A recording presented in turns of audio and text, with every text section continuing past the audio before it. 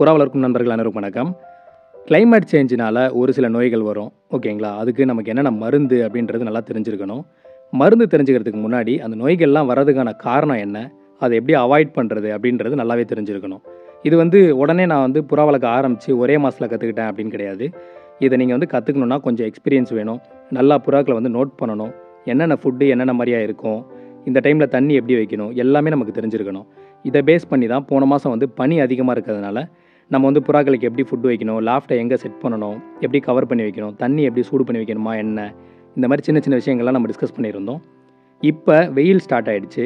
பிப்ரவரி மாதம் தான், பனி இருக்குது காலையில். பட் வெயில் பார்த்திங்க அப்படின்னா ஒரு 11 மணிக்கு மேலே மே மாதத்தில் அடிக்கிற வெயில் மாதிரி ரொம்ப அதிகமாக அடிக்குது. நமக்கே வெளியே போயிட்டு வந்தோம் அப்படின்னா தண்ணி தேவைப்படுது. ஸோ இந்த டைமில் பேர்ட்ஸுக்கு கண்டிப்பாக நம்ம சின்ன சின்ன விஷயங்களாக இருந்தாலுமே அதை கம்பல்சரி பண்ணணும் அப்படின்ற மாதிரி ஒரு சில விஷயங்களை நான் என்னோடய லாஃப்ட்டில் ஃபாலோ பண்ணிகிட்ருக்கேன். இதை உங்களுக்கு சொல்லணும் அப்படின்றதுக்காக தான் இன்றைக்கான வீடியோ. ஸோ நீங்கள் ஃபஸ்ட் டைம் புறா வளர்க்குறீங்க, இல்லை இந்த வெயிலை ஃபஸ்ட் டைம் புறாக்களோடு சேர்ந்து ஃபேஸ் பண்ண போகிறீங்க அப்படின்னா இந்த வீடியோவை ஸ்கிப் பண்ணாமல் கடைசி வரைக்கும் பாருங்கள். இந்த வீடியோ உங்களுக்கான வீடியோ தான்.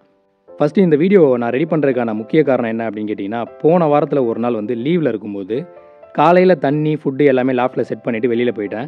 சாயந்தரம் ஒரு 5 மணிக்கு பார்க்கும்போது தண்ணி பக்கெட் கீழே சாஞ்சிருந்தது. அந்த பக்கெட்டில் குறைஞ்சது ஒரு 4 லிட்டர் தண்ணி பிடிக்கலாம். அந்த 4 லிட்டர் தண்ணியும் எப்படி காலியாச்சு, எப்படி கீழே ஊற்றிக்கிச்சு அப்படின்னு செக் பண்ணி பார்த்தா தண்ணி கீழே ஊற்றுனதுக்கான எந்த அடையாளமுமே இல்லை. நம்மக்கிட்ட புறாக்களோட எண்ணிக்கை ரொம்ப அதிகமாக இருக்குது. அதனால் தண்ணி அதிகமாக தேவைப்பட்டிருக்கு. எல்லா புறாக்களுமே சேர்ந்து அந்த தண்ணியை குடிச்சு காலி பண்ணிடுச்சுங்க. அந்த தண்ணி எப்போ காலியாச்சுன்னே தெரியல. ஸோ 2 மணி நேரத்துக்கு முன்னாடி காலியாக இருக்கலாம், இல்லை மத்தியானமே காலியாக இருக்கலாம், அதை பற்றி தெரியல. இப்போ என்ன பண்ணணும் அப்படின்னு பார்த்தீங்கன்னா, இதே மாதிரி இன்னொரு பக்கெட் செட் பண்ணணும். இப்போ நீங்கள் ப்ரீடிங் கேஜில் வச்சுருக்கீங்க அப்படின்னா ஒரு 1/2 லிட்டர் கேன் தான் செட் பண்ணிருக்கீங்கன்னா இன்னொரு 1/2 லிட்டர் கேன் எக்ஸ்ட்ராவாக செட் பண்ணுங்கள். ஏன்னா வெயில் டைமில் எவ்வளோ தண்ணி தேவைப்படுன்றது நமக்கு தெரியாது. எதுக்காக தண்ணிக்கு இவ்வளோ இம்பார்ட்டன்ஸ் கொடுக்கணும் அப்படின்னு கேட்டிங்கன்னா, வெறும் தாகத்தில் மட்டும்தான் இருக்குது புறா அப்படின்னா ப்ராப்ளம் கிடையாது. சில புறாக்கள் ஃபுட்டு சாப்பிட்டுட்டு தண்ணி குடிக்கணும் அப்படின்ற மாதிரி இன்டென்ஷனில் இருக்கும். தொண்டையில் ஃபுட்டு நின்றுட்டு இருக்கலாம், அதை தண்ணி குடித்து கொஞ்சம் சரி பண்ணிக்க பார்க்கும். அடுத்தது குஞ்சு புறாக்கள் வச்சுருக்கும் ஒரு சில புறாக்கள். ப்ரீடிங் கேஜெலாம் பார்த்திங்கன்னா சப்போஸ் குஞ்சு புறா இருந்ததுன்னா பெரிய புறாக்கள் என்ன பண்ணணும்னு பார்த்தீங்கன்னா, ஃபுட்டை சாப்பிட்டுட்டு தண்ணி கொஞ்சம் குடிச்சிட்டு அதை ஒரு பர்டிகுலர் மிக்சிங்கில் கொண்டு போய் தான் குஞ்சு புறாக்களுக்கு ஊட்டி விடும். இப்போ தண்ணி இல்லை அப்படின்னா அந்த குஞ்சு புறாக்களுக்கு பெரிய புறாக்கள் ஃபுட்டு கொடுக்கறதுக்கும் கஷ்டப்படும், அந்த குஞ்சு புறாக்கள் அதை வாங்கி சாப்பிட்றதுக்கும் கஷ்டப்படும்.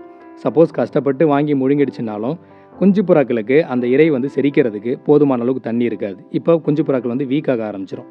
ஸோ இதெல்லாம் அவாய்ட் பண்ணிக்கிறதுக்காக தான் தண்ணி கம்பல்சரியாக வைங்க அப்படின்னு சொல்கிறோம். தண்ணி சுத்தமாக இருக்கான்னு பார்த்துக்கோங்க. பனி டைமில் தண்ணி சூடு பண்ணி வச்சிங்கல்ல, இப்போ சூடு பண்ணணுன்ற அவசியம் கிடையாது. சுத்தமான கேனில் சுத்தமான தண்ணி வச்சிங்கன்னா போதும். முதல்ல சொன்ன மாதிரி எந்த தண்ணியை நீங்கள் ஸ்டார்டிங்கில் கொடுத்தீங்களோ அதே தண்ணியை ஃபாலோ பண்ணுங்கள். கேன் வாட்டர்னா கேன் வாட்ரு, குழா தண்ணினா குழா தண்ணி. ஆனால் தண்ணியை மாற்றி கொடுக்காம அதே தண்ணியை ஃபாலோ பண்ணிட்டுருங்க. ஸோ தண்ணி எப்போவுமே லாஃப்ட்டில் இருக்க மாதிரி பார்த்துக்கோங்க. அடுத்தது புறாக்கள் நார்மலாகவே நீங்கள் அதோட ரெக்கையை கீழே கை வச்சு பார்த்தீங்கன்னா தெரியும், நல்ல ஹீட்டாக இருக்கும். நார்மலாகவே ஹீட்டை அதிகமாக ப்ரொடியூஸ் பண்ணக்கூடிய பறவை இந்த புறா.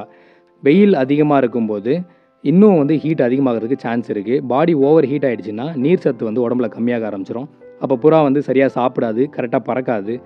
அதுலேருந்து ஒரு சில விஷயங்கள் மாறுபடுறதுக்கு ஆரம்பிக்கும். ஸோ இதெல்லாம் அவாய்ட் பண்ணணும் அப்படின்னா புறாக்களுக்கு எப்போவுமே தண்ணி குடிக்கிறதுக்கு வைங்க. அடுத்தது இந்த பாடி ஹீட்டை எப்படி பேலன்ஸ் பண்ணலாம் அப்படின்னு கேட்டிங்கன்னா, வாரத்துக்கு ஒரு முறை குளிக்கிறதுக்கு தண்ணி வைங்க. ஒரு பாண்டில் இல்லை ஒரு டப்பில் தண்ணி வச்சு நீங்களே உட்காந்து எல்லா புறமும் குளிக்குதா அப்படின்றத நல்லா கவனித்து குளிச்சு முடிச்சதுக்கப்புறமா அந்த தண்ணியை எடுத்து கீழே ஊற்றிடுங்க. இன்னொரு விஷயம், நீங்கள் ஃபுட்டு வழியாகவும் இந்த பாடி ஹீட்டை மெயின்டைன் பண்ண முடியும். நீங்கள் கொடுக்குற ஃபுட்டில் கம்பு, கோதுமை, மக்காச்சோளம் இருக்குது அப்படின்னா முன்னாடி ஒரு 1/2 கிலோ மிக்ஸ் பண்ணுவேன் அப்படின்னா இப்போ ஒரு 1/4 கிலோ மிக்ஸ் பண்ணுங்கள்.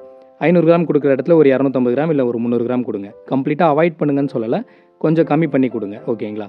ஸோ ஃபுட்டு வழியாகவும் நீங்கள் புறாக்களுடைய பாடி ஹீட்டை கரெக்டாக மெயின்டைன் பண்ண முடியும். இந்த விஷயங்களில் கொஞ்சம் கவனம் வச்சுக்கோங்க.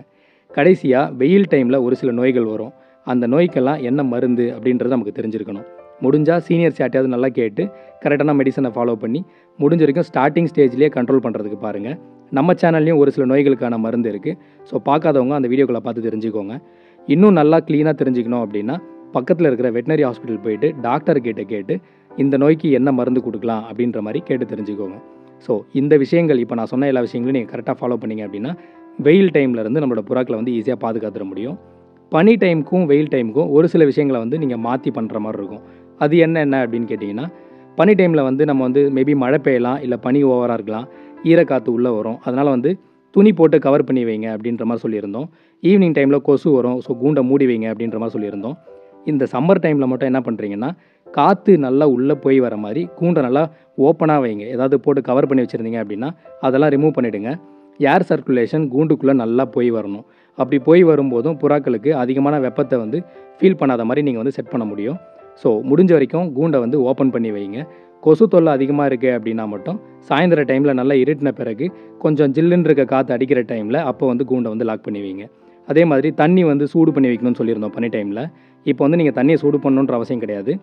சுத்தமான தண்ணி வச்சா மட்டும் போதும். நீங்கள் வைக்கிற அந்த வாட்டர் ஃபீடரு இல்லைனா பக்கெட்டு இதெல்லாம் நீங்கள் செட் பண்ணியிருக்கீங்க அப்படின்னா அதெல்லாம் க்ளீனாக இருக்கா அப்படின்றத மட்டும் பார்த்து அந்த சுத்தமான தண்ணியை வந்து புறாக்களுக்கு கொடுங்க. ஸோ மெயினாக வந்து ஃபுட்டு, தண்ணி இது ரெண்டுத்தில் நீங்கள் கவனம் செலுத்தினீங்கனாலே மோஸ்ட்லி வெப்பத்திலேருந்து வரக்கூடிய பலவிதமான நோய்கள்லேருந்து நம்மளோட புறாக்களை வந்து ஈஸியாக பாதுகாத்துட முடியும்.